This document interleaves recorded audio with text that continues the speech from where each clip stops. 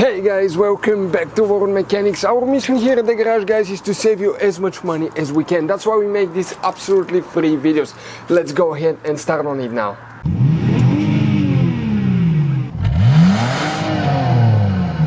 Today we're going to show you how to replace the tail light on a Honda Civic 9th generation. So it's the same from 2011 until 2015.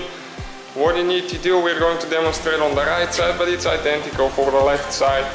There is a clip right there that you need to remove. You need to pull with a screwdriver the center piece out and the whole clip comes out. So you have one here, two, and one in the corner right there. And now we can just push the cover to the side.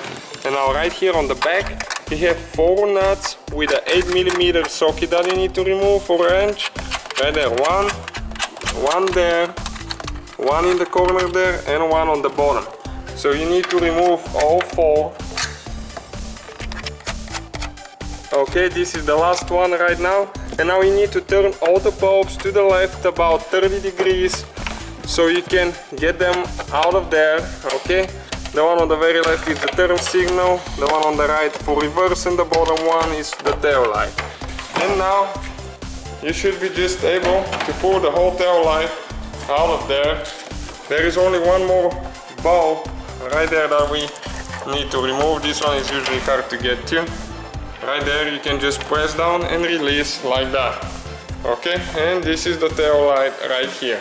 So that's the whole procedure, and we just put it back together in reverse order that we took it apart. If you have any questions, let us know. Please give us a like and don't forget to subscribe.